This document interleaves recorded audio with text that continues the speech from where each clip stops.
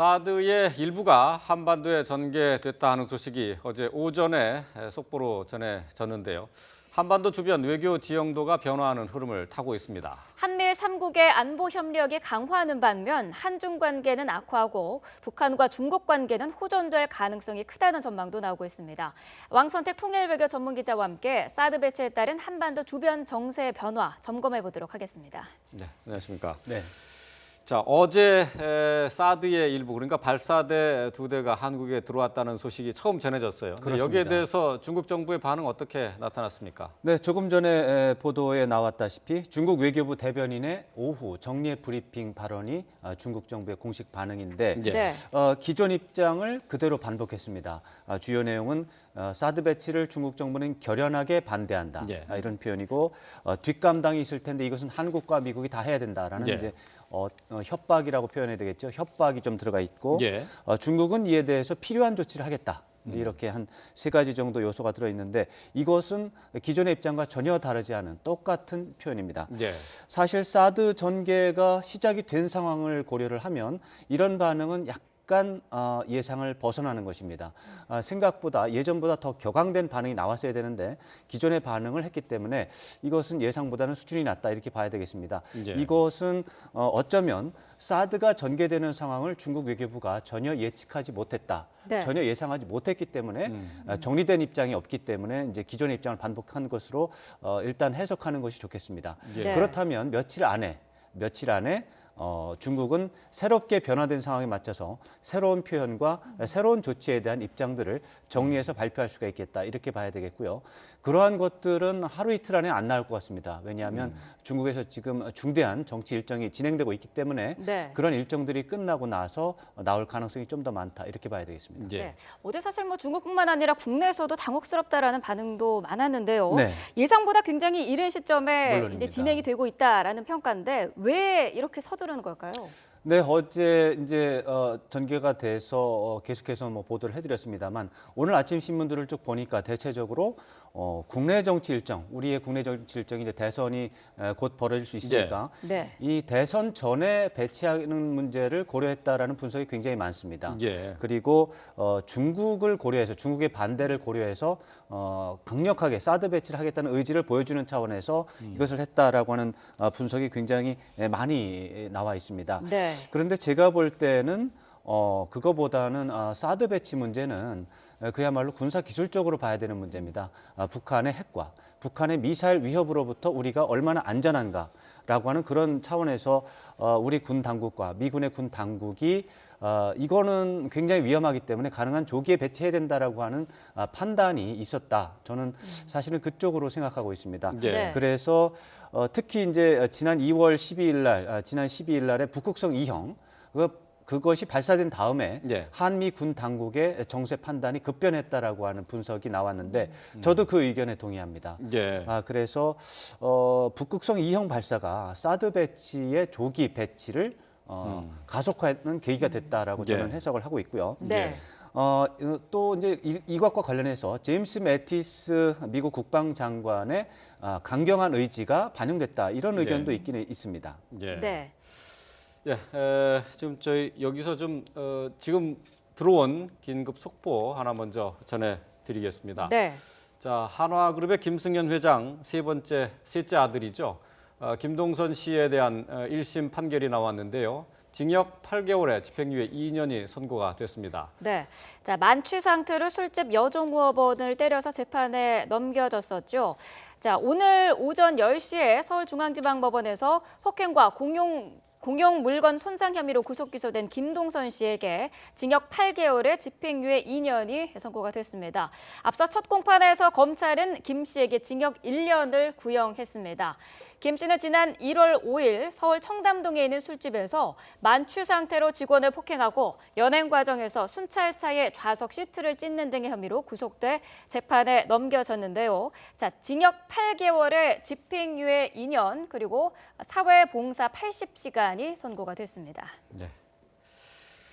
네, 계속해서 사드와 관련한 내용들 짚어보도록 하겠습니다. 네. 자, 왕선택 기자, 지금 네. 사드 배치가 이제 바로 도널드 트럼프의 대북 강경 조치의 하나로 이렇게 볼 수 있지 않겠습니까? 네, 그런 분석과 평가가 굉장히 많습니다.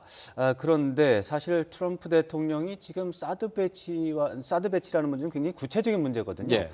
그래서 이런 구체적인 외교 사안을 트럼프 대통령이 과연 이해를 하고 있을지 네. 저로서는 좀 믿기 어렵다고 생각합니다. 예. 그래서 사실 트럼프 대통령이 현재 미국 국내 정치에서 언론과의 전쟁을 하고 있습니다. 예. 하는 일마다 미국의 주요 언론들이 반대하고 비난하고 심지어 모욕적인 보도를 계속해서 하고 있기 때문에 최근에 트럼프 대통령은 언론에 대해서 잘못됐다, 자기는 잘하고 있다 이런 메시지를 전하는데 강조를 하고 있지 예. 네. 외교 문제에 대해서 트럼프 대통령이 신경을 쓴다는 건 저로서는 믿기 어렵습니다. 대북 정책에 이렇게 신경을 쓸 만큼 한가하지 않다 이렇게 보시는 뭐 거네요. 한가하다기보다는 트럼프 예. 대통령에 대한 국내 여론의 반발이 너무 강합니다. 지금. 예. 트럼프 대통령의 온통 관심사는 자기가 잘하고 있는데 왜 미국 언론들은 자기를 알아주지 않는가 예. 이 문제에 집중이 되고 참모들에게 그것을 자꾸 언론에 설명하라 이 부분을 압박을 하고 있는 상황이기 때문에 네. 이 사드 문제 같은 문제에 대해서 트럼프 대통령이 신경을 쓰고 이것을 뭐 빨리 하라 늦게 하라 이런 식의 판단을 할 것 같지는 않습니다. 예. 네. 그래서 제가 볼 때는 사드 배치라는 건 당연히 미국 정부도 이제 판단한 것인데 그것은 트럼프 대통령의 포인트가 아니라 정권 초기에는 기본적으로 단호하고 강경한 대응을 선호하는 그런 경향이 있습니다. 왜냐하면 어떤 상황에 대해서 원만하게 유연하게 대응할 수 있는 경험이 없기 때문에 예. 막 새로 들어왔기 때문에요. 특히 제임스 매티스 장관 같은 분도 이제 장관이 된 지 얼마 안 됐습니다. 예. 네. 이런 상황 속에서 그냥 평소 하던 대로 하다가 갑자기 어떤 외부의 도전이 오면 강경하게 대응하는 거 외에는 방법이 없다고 생각하는 그런 경향들이 있습니다. 그래서 예. 그런 차원에서 발동이 됐다. 저는 그렇게 생각을 하고요. 네. 사실 트럼프 대통령의 대북 정책은 아직 정해지지 않았습니다. 백악관에서 지금 대북 정책을 재검토하고 있는 중이고 그 결론도 안 나왔는데 그 백악관의 대북 정책 재검토조차도 예비적인 겁니다. 사실 국무부와 국방부의 도관태 차관보가 나와야 동아태 차관보가 현안에 대해서 정밀하게 점검을 한 뒤에 그 보고서가 앞으로 4년 동안 트럼프 대통령의 대북 정책의 골간이 되는 겁니다. 네. 그렇기 때문에 트럼프 대통령이 강경 정책을 선호한다, 아니면은 뭐 온건 정책을 선호한다 이런 말을 하는 것조차 지금 단계에서는 섣부른 예측이 될 수가 있습니다.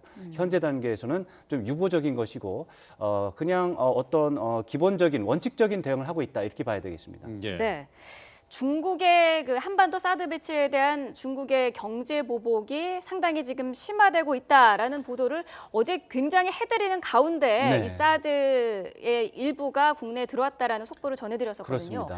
앞으로도 이런 중국의 반발이 계속될 것 같은데 한중 당연합니다. 관계를 어떻게 좀 정리할 수 있을까요? 이 부분이 앞으로 우리가 계속해서 관찰해야 될 중대한 사안이라고 봐야 되겠는데 네. 사드 배치는 중국 입장에서는 여러 번 말씀드렸지만은 반대하는 것 외에 다른 방법이 없는 예. 외통수 사안입니다. 예. 그런데도 우리가 했기 때문에 중국의 입장에서는 거기에 대해서 대응을 하지 않을 수 없습니다. 네. 시진핑 주석 입장에서 반대 입장을 공개적으로 2번, 3번 이상 밝혔는데 이렇게 됐기 때문에 굉장히 굴욕적인 사안이고요. 예. 왕이 외교부장 입장에서 봐도 시진핑 주석의 지시 사항인데 자기가 잘 이행을 못했습니다. 예. 반드시 이 부분에 대해서 본인이 복구를 하지 않을 수 없는 그런 네. 상황입니다. 그런데 이제 경제적 보복에 대해서 우리가 얘기를 많이 하고 있는데 사실 한중 관계에서 경제적 보복을 하기는 할 겁니다. 지금보다 훨씬 더 많이 할 텐데 한계가 있습니다.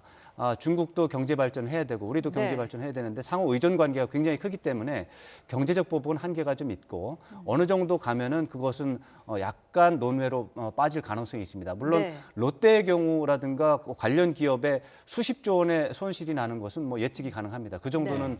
우리가 어쩔 수가 없는 상황인데 그거보다 더 큰 문제가 있습니다. 지금 북핵 문제. 예. 북핵 문제에 대해서 중국이 전략적인 재검토를 할 겁니다. 아. 그리고 북핵 문제를 이제 비핵화하는 문제에 대해서 지금까지 유엔 안보리 제재에 동참하는 입장이었지 않습니까? 예. 네. 이제 실질적으로는 안 하지만 이제 형식적으로는 동참했는데 그런 문제에 대해서 수위 조절을 하게 될 거고요.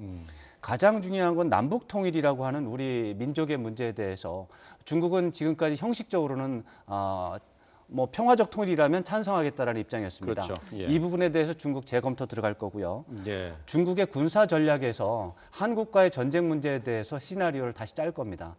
중국의 군사 정책 전면적으로 재검토될 수밖에 없는 그런 예. 상황이라서 한중 관계 재검토, 한중 관계의 악화는 불가피하다고 봐야 되겠습니다. 네. 그러니까 전략적 재검토라는 게 결국은 대결 국면으로 갈 가능성이 높다라고 봐야 된다는 거네요. 그렇죠. 한중 관계는 크게 이제 경제적 차원이라든가 경제적 문화적 차원이 있고 또 정치적 군사적 차원이 있을 텐데 예. 군사적 차원에서 한중 관계는 중립적이었습니다. 예. 서로가 적성국, 적대국이라고 규정하지 않았거든요. 네. 그런데 이렇게 사드 배치가 됨으로써 한국과 중국은 안타깝지만 적성 국가로 변모하는 것이고 경제적 차원에서는 협력 국가였습니다. 우리는. 네. 그런데 이것이 중립 국가로 한 단계 격화되는 그런 과정이 앞으로 진행이 될 것입니다. 네. 뭐 좀 곤란한 상황에 우리가 이제 외교적으로 또 경제적으로 처해 있다는 것을 생각해 볼 수 있을 것 같습니다. 자, 왕선태 통일외교 전문 기자였습니다. 고맙습니다. 고맙습니다.